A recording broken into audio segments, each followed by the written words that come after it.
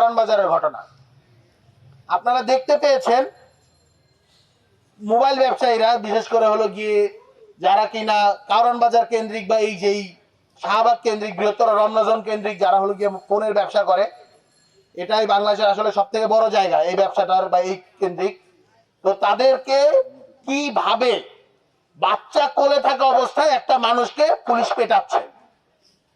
কোন শিশু যখন একটা কোলে থাকে, পৃথিবীর কোন আইনে কোন লজিকে একটা শিশুর উপরে কোন পুলিশ আঘাত হানতে পারে কিনা এই জিনিসটা আমরা জানতে চাই।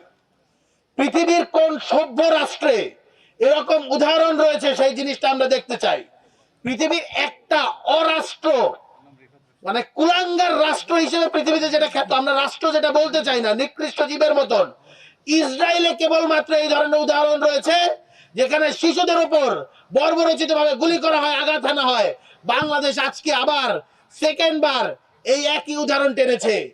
আমরা স্পষ্টভাবে বলে দিতে চাই, হাসিনার যেই পুলিশি রাষ্ট্র, ইউনূস কিন্তু সেই একই পুলিশি রাষ্ট্রের সিলসিলাকে জারি রেখে যাচ্ছে, টেনে নিয়ে যাচ্ছে, এবং পুলিশ আগের থেকেও ভয়ঙ্কর থেকে ভয়ঙ্করতর হয়ে উঠছে। এর কারণ কি? এর কারণ পুলিশের মাঝে ক্ষোভ। কিসের ক্ষোভ? তারা মনে করে ছাত্র জনতাকে পাবজি খেলার মতো, ফ্রি ফায়ার খেলার মতো, কল অফ ডিউটি খেলার মতো গুলি করে জুলাই আগস্টে হত্যা করা তাদের জায়েজ ছিল, সেইটা একটা ফান ছিল। কিন্তু ছাত্র জনতা যে বৈপ্লবিক প্রতিরোধ গড়ে তুলেছে, সেই জিনিসটা ছিল তাদের প্রতি অন্যায়, জুলুম। তাদের এই ক্ষোভ ফুঁসে ওঠে। আপনারা যখন, আমরা বলেছি গতকালকেও, মেহেদীকে কেন অ্যারেস্ট করা হয়েছে, বলছে যে পুলিশের আমলাতান্ত্রিক প্রেসার, ইন্টারনাল প্রেসার আমরা সামলাতে পারছি না। কিসের ইন্টারনাল প্রেসার? যেই স্বরাষ্ট্র উপদেষ্টা কর্তৃক, প্রধান উপদেষ্টা কর্তৃক যে ঘোষিত যে ইন্ডেমনিটি, যে অধ্যাদেশ, এই অধ্যাদেশকে তারা বৃদ্ধাঙ্গুলি দেখায়। জুলাই আগস্টকে কেন্দ্র করে ছাত্র জনতাকে যে ইন্ডেমনিটি দেওয়া হয়েছে, যে দায় মুক্তি দেওয়া হয়েছে, এই জিনিসটা তারা মানে না।